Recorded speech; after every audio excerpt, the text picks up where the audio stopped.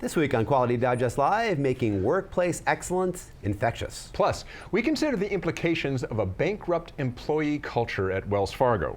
That and more when we come back.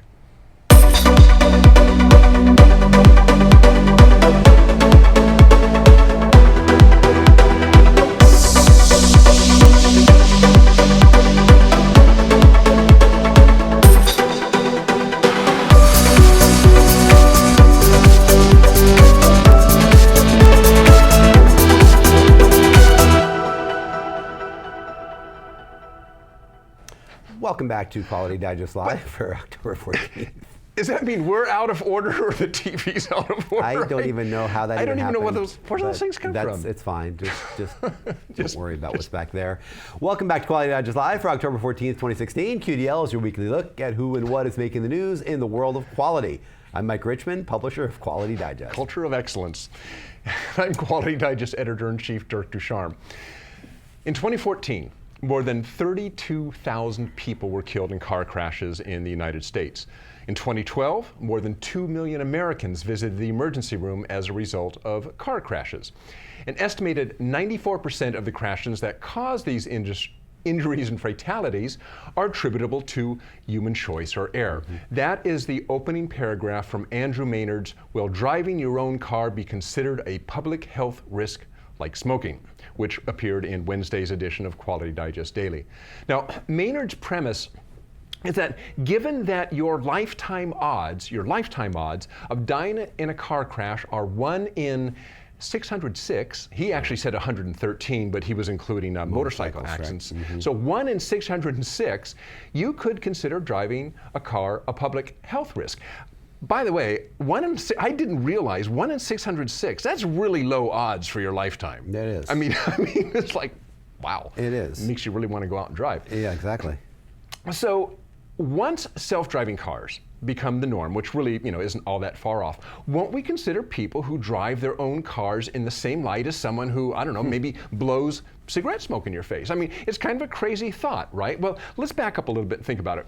First of all, self-driving cars, we kind of know what they are. I mean, basically, these are going to be autonomous in the future, will be autonomous vehicles. They'll do all the thinking for you. You just simply get in the car. They won't have a steering wheel or a brake. They won't have controls. They'll simply have seats, and you'll get in and you'll sit and you'll give it your instructions, and off you'll go. And your entire life will be trusted to this car. So you think, well, man, that's got to be pretty risky.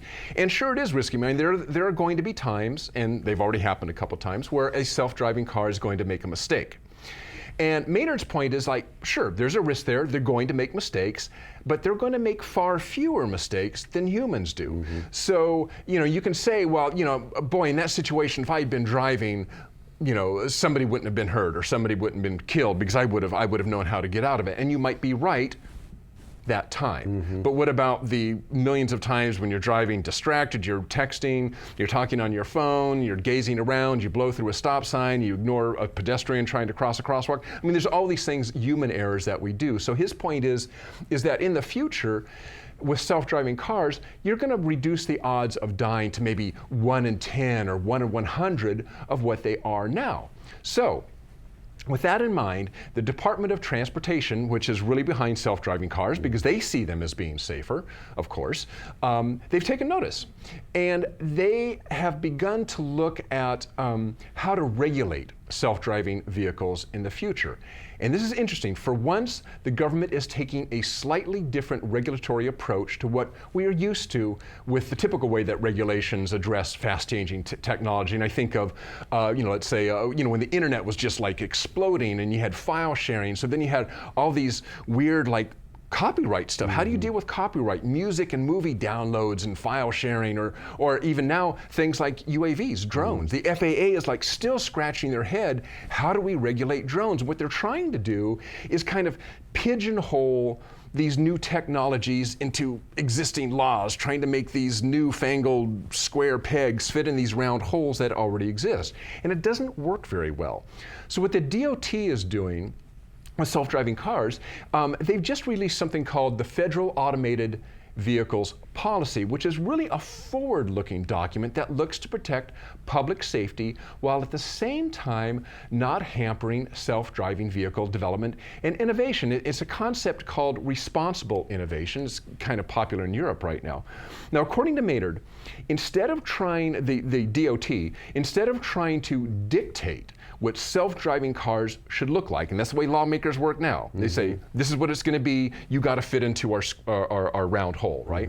The DOT has developed flexible rules that encourage manufacturers to innovate toward an autonomous vehicle industry that's safe, socially beneficial, as well as economically viable. So in other words, tomorrow's vehicle laws might turn out to be as self-adapting as tomorrow's vehicles.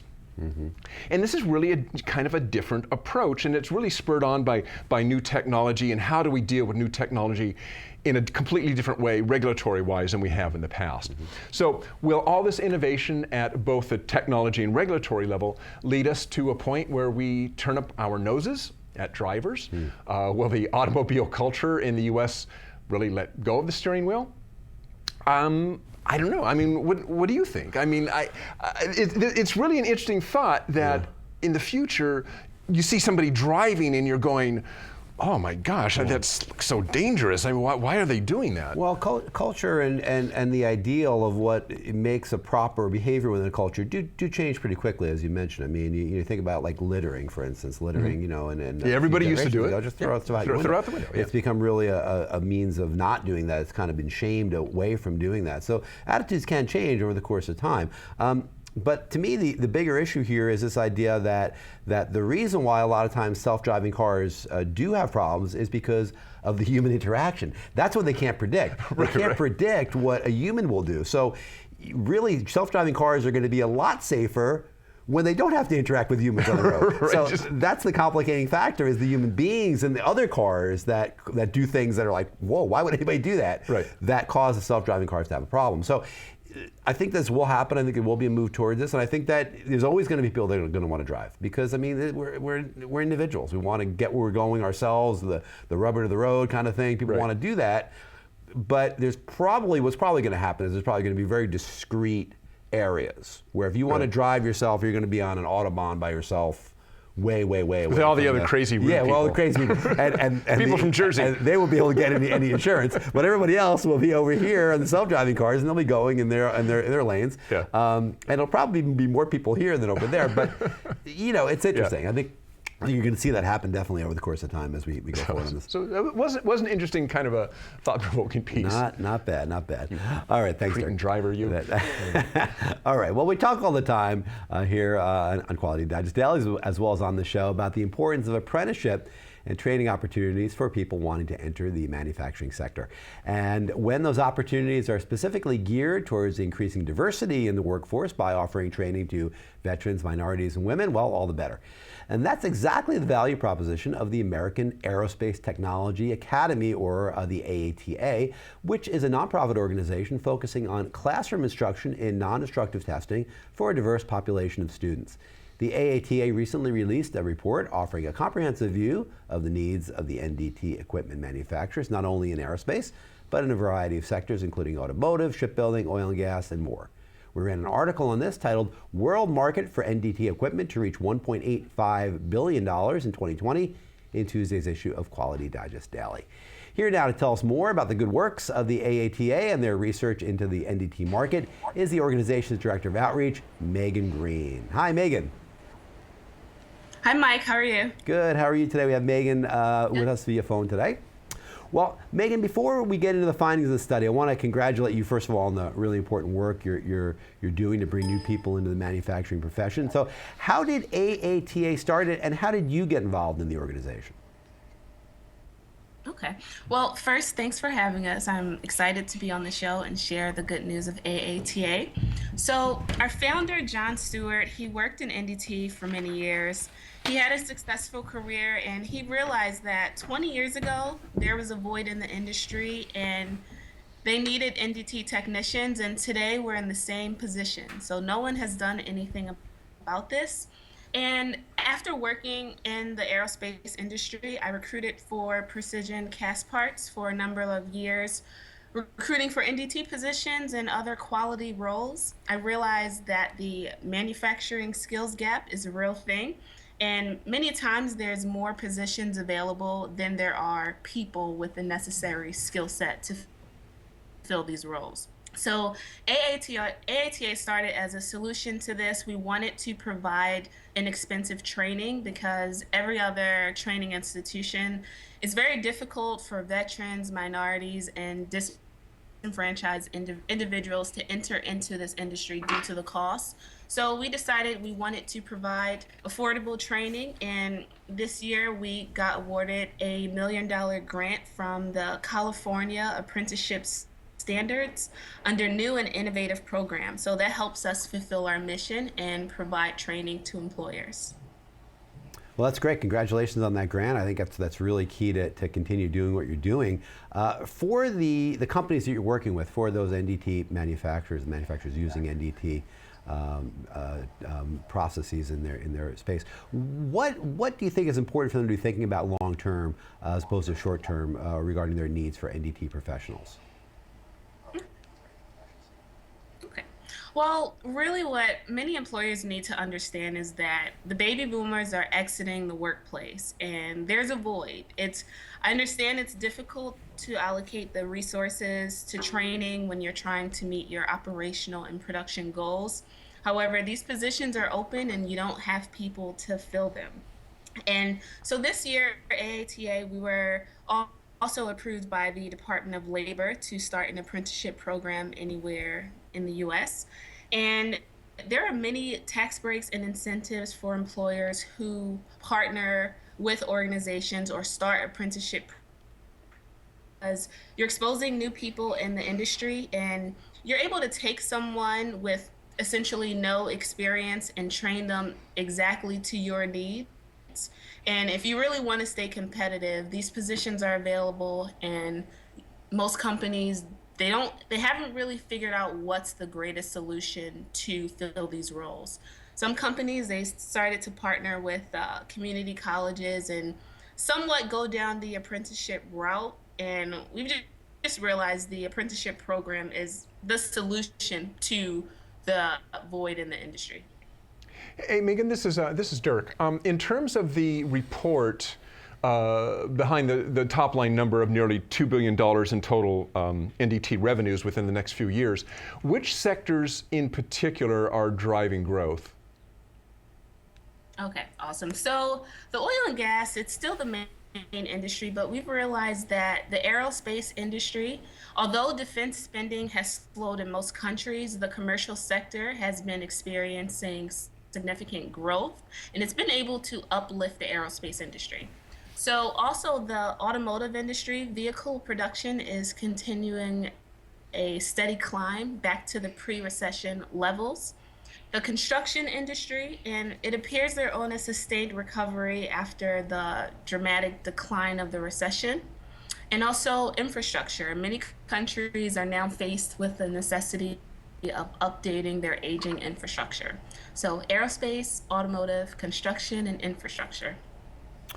Well, given those organizations, what kind of specific technical abilities within NDT are going to be the most sought after by the manufacturers of tomorrow? Okay. So today we've realized mag particle penetrant testing and radiography, it's used at many facilities, many companies utilize those methods, but it's going to ultrasonic testing and also advanced phased array ultrasonic testing. And this technique, so it's a volumetric technique and it has the capability to replace radiography. Many doctors, they take x-rays, but you really have to take into consideration the harmful effects of radiation and the safety concerns. And going in the UT phased array route, it alleviates this. And AATA, at our training, we provide our students with 120 hours of phased array training.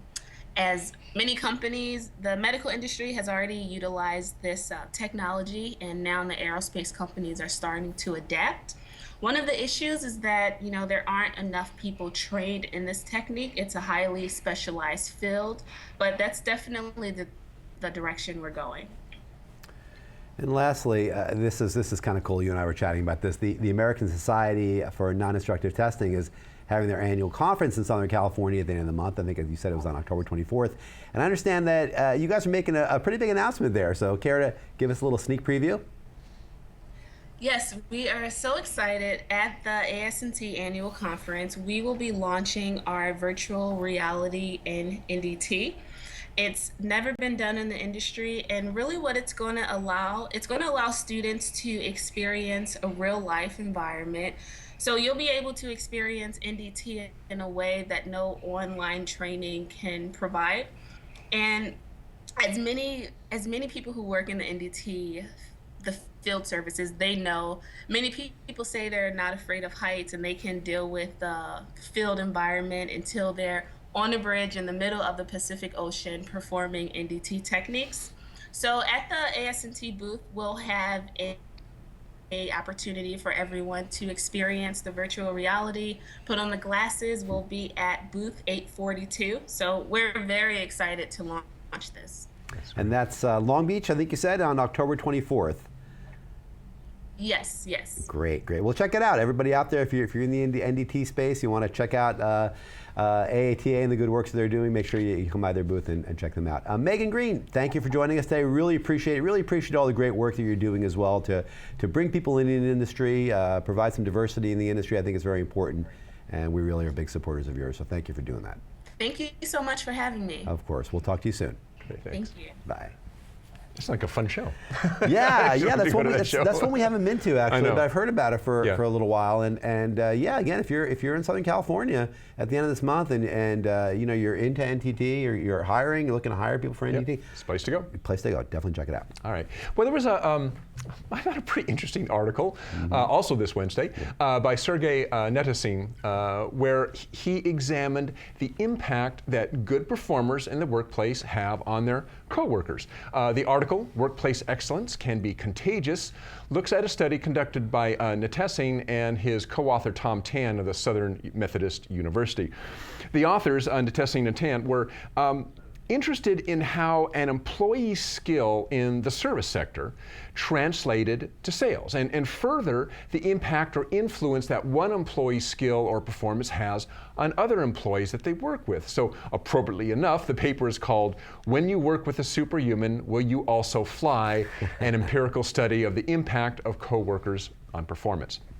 Now, to gather their data, Netasin and Tam collected point of sales data for 3 restaurants, all part of the same casual dining chain in the Boston suburbs from January 2011 to June 2012, including detailed information about each party and its server. And according to Netasin, the data set covered 226,350 meals, that's 250,000 meals almost, across 3 locations during that 18-month observation period. So a whole lot of data. No doubt. Now, they chose the restaurant industry because, number one, it has the lowest labor productivity in the entire service sector, as well as one of the highest staff turnover rates. So productivity improvements are easy to see. And restaurants are ideal for studying cross-employee effects because servers differ widely in their abilities. They can influence customer spending via cross-selling and upselling, and they work alongside multiple peers in the same shift. And if you ever have worked in the restaurant industry, yes, that's absolutely true. I mean, you're working with all sorts of different people, depending what shift you're on. You could be working a completely different crew in the morning when you come in for an afternoon shift or whatever. So what they discovered was interesting. The serving staff's sales performance during a given shift would rise or fall depending on who happened to be working with them. So the low-skilled servers seemed capable of performing above their skill level when the overall skill level of the team was higher. So you had a kind of a lower skilled worker working with a higher skilled team that would cause them to actually perform better. Sure. However, says Netasin, when a shift stacked too highly with superstars, the other servers performed below their capacity. Now, they said that they don't know what the reason for this is. This was take something probably more like an organizational psychologist or something like this, but they kind of speculated at what might be happening. So at one end, if you have a low-performing worker working with just a few high-performing workers, there's maybe a sense of competitiveness or even role modeling. So let's say you and I are just working together and you are a super outstanding performer. I might try to rise to the occasion because I don't want you to outshine me. There might be a little competitiveness going on there, so I'm going to perform better. Or maybe maybe I just see you as a mentor, and it's just you and I, or maybe three of us. So I'm going to try to rise to the occasion. On the other hand, if I come to work at Quality Digest and everybody is just these outstanding performers and everybody's a superstar, I might feel intimidated. So rather than rise to the occasion, I might actually get down and actually perform worse because I just, I can't match up to these guys. So he calls it a U-shaped curve. So at some point there's diminishing and then really diminishing returns if you stack the deck too highly the other direction. Oh, actually, if you want to be cynical, there's actually kind of another effect that can happen is if everybody's doing so well, just let them do the heavy lifting. I'm just going to kind of sit back and chill. Yeah, exactly. So what does this really all mean for companies? Well, the testing said that the study implies that managers can leverage this Superman or spillover effect to increase overall sales without having to invest in either hiring or training, simply by pairing superstars with lower performing workers. But I mean, how you do that is really the rub. So I mean, there's a couple different scenarios. Do you cluster your superstars during your busiest shifts? In other words, this is our most important shift, this is where we make the most money or stand the chance to make the most money, so throw all our superstars at it. So do you go that route, or do you spread your superstars around more widely across all shifts? And probably the latter. The study shows that a mixed team, high and low performers together, generated higher sales numbers than those with a narrow range of ability. So teams should be constructed so that their collective ability never becomes either too high or too low. Just kind of that balance where you're encouraging people but not discouraging them. And I've been in the circumstance too. I worked in the food industry for a little while when I was a young boy, in high school and early years of college. And your mother was so proud. She was very proud. And it was interesting because I can relate to this, and I can relate to this in other parts of my work experience too. But certainly in that place where it was shift work, and like I said, there was a big variance in the experience of the people and what they did. And yes, you definitely tend to gravitate towards people that you know are doing well, that the management likes and that are obviously doing their jobs really well, and you want to emulate them. And there is a certain, and our managers are really good at making sure they spread those around, the newbies. To me, a lot of this absolutely comes from experience level too. Sure, yeah. So the newbies are always spread in on shifts where there were a lot of veterans, and you learn the right ways to do things, and you look up to those people, and you begin to emulate them. But yeah, if you have nothing but veterans who are all high performers, there's a tendency to slack, to coast. People bring out the worst in each other a little bit more when they're all of a certain level. Or try to stay in the shadows. Because I've been in that situation too, where you walk into a work situation, everybody's scurrying around, they obviously know what they're doing, and you feel like, well, you also don't want to ask questions. And you don't want to ask questions, and you don't have a peer relationship maybe, and you want to ask questions and feel like you're dumb, and there's nobody on your same level that you can maybe play off of. It's just me against these awesome performers. And you kind of want to slink off into the shadows and just be not noticed. And again, to me, there's a management issue where managers need to understand that dynamic and spread out your superstars and your newbies or your less skilled performers. And the fact that it affects the bottom line, I thought was really interesting. It really does. In some industries more than others, but definitely in the food service industry, no doubt. Yep.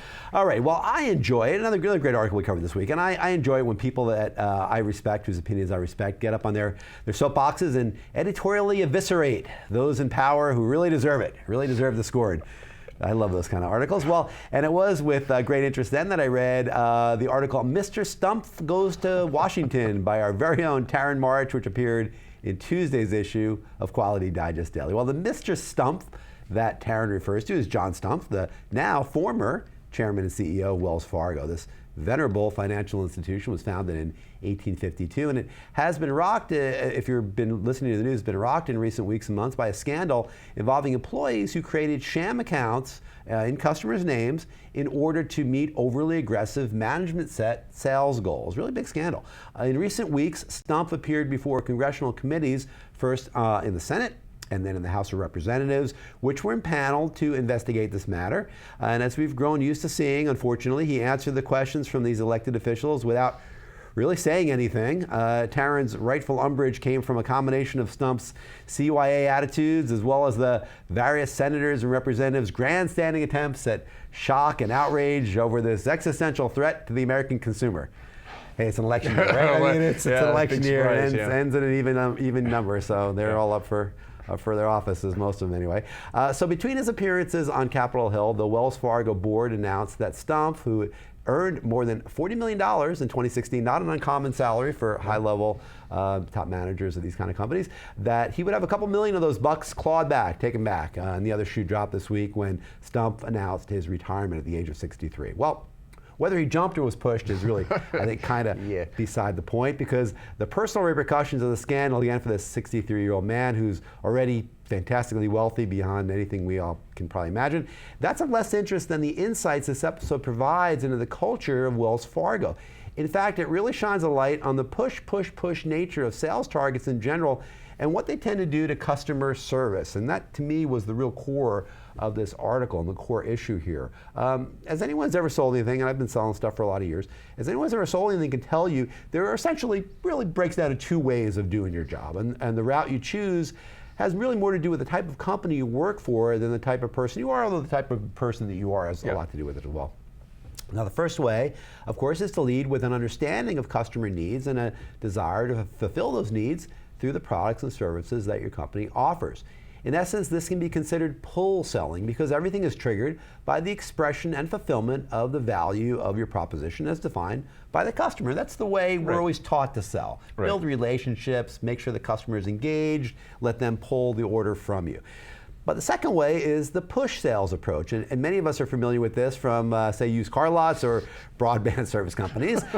In this method, targets are assigned from on high, usually on very high, from the very top of the pyramid, and the salespeople do everything in their power to meet and beat those numbers, and all's fair, and the rules of let the buyer beware often prevail, and it really is that atmosphere, and it is that atmosphere in many, I don't want to say most, because I hope it's not most, but in many companies, that is the atmosphere that's at play here. And pretty much all of us sleep better at night when we can work, as I say, through the first route. It means being accountable to your customer and understanding that your job doesn't end when the contract is signed. It's a really key thing. Your job's not over when you get the order. Your goal always is to ensure that, to the best of your ability, that your customer gets the absolute highest possible level of service and value from your relationship, because that's what it is. It's a real relationship. Right. Again, that's the way most of us want to approach it. We want to feel good about the relationships we have with our clients. We want to make sales. Of course, we're all in this business to make sales, and we're salespeople.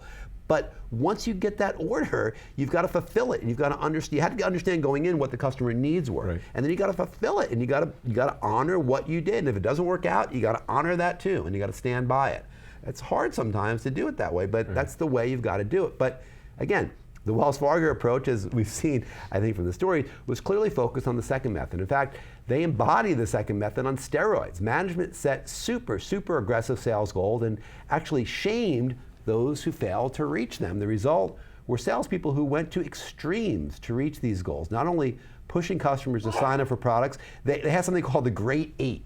So they had this idea that management wanted all their salespeople to sell, think about this, 8 financial products to each household they work with. Holy smokes. Think about that. I mean, checking accounts, savings accounts, credit cards, maybe, mortgages, lines of credit. I mean, how many others are there? I mean, it's like, how hard can you soak these people? It's incredible. But I mean, what they actually did is they actually created accounts for those that were reluctant, and then canceling those accounts. So in other words, they would open an account for somebody just to say, hey, we got the accounts open, and they close it a couple days later, right? Okay. And the customers didn't know.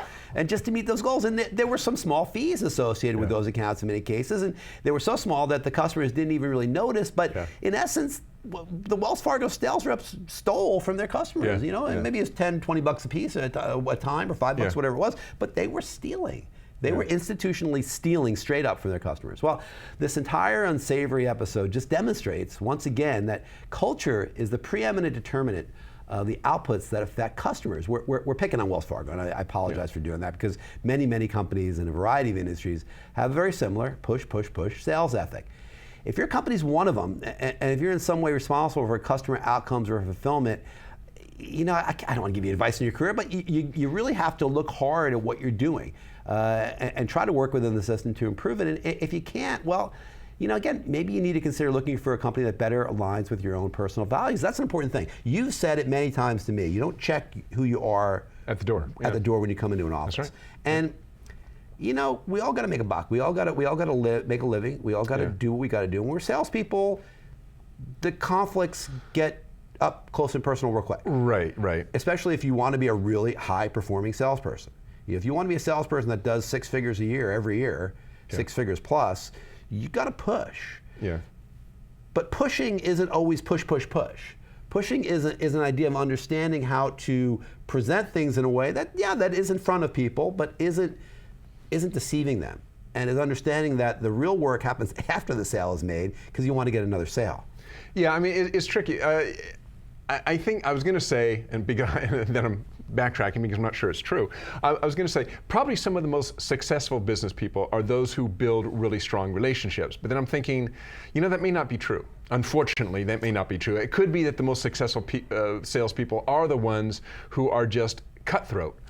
That doesn't mean it's good, but I mean, I got thinking about it. I went, I'd like to be able to say that's true, but I'm not sure it is. Well, but think about it. I mean, if you could do 100 deals a week, and they're all relatively small to medium number deals, and you don't care about whether that customer is fulfilled or not, or happy or not. Right. You can make a lot of money in commissions that exactly, way, yeah, rather than making 10 good deals that are going to stick. Now, the 10 good deals that are going to stick will probably make more money for the company long term, if you think about it. That's true, but not necessarily for you. Not necessarily for you, yeah. the way your commission structure is probably going to be set up. So it's like, well, crank it out, crank the wheel and make the deals, and don't worry about it on the back end. That's not the way I want to sell. Yeah. That's not the way I want to look at my customers. You mentioned two things. You mentioned company culture, which is definitely part of it.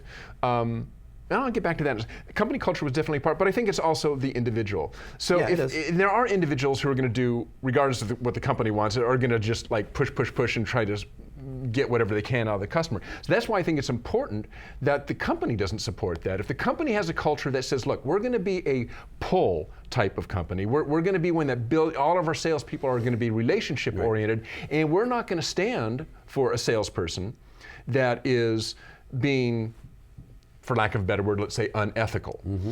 Maybe not necessarily illegal, but unethical, and pushing. We're not going to stand for that.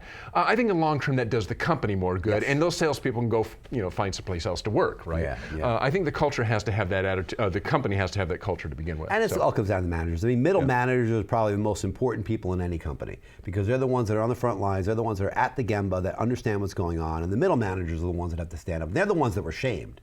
Were the sales managers who had people underneath them that were doing these machinations. They're the ones that were shamed in these corporate meetings. And that was the culture as it appears at Wells Fargo. It's not a good culture. It's not one that we should really celebrate, but it's one we really should point out, because I think it's important for all of us to understand what's going on. And hopefully it will change. That's right. Okay. All right, well, that is the end of our show for this week. Thanks to Megan Green from AATA for showing up with us and chatting to us about NDT. And don't forget, if if you're down in Southern California, October 24th, that's right, visit the NDT show in Long Beach. ASNT. In Long Beach. ASNT, That's right. show check it out. in Long Beach. And check them out as well online. AATA.org. Really good organization. I think there's also a link in the article right below the player page right down there. That's it. Well, that is it for today, and we will see you next week. That's right. Have a great weekend. Bye.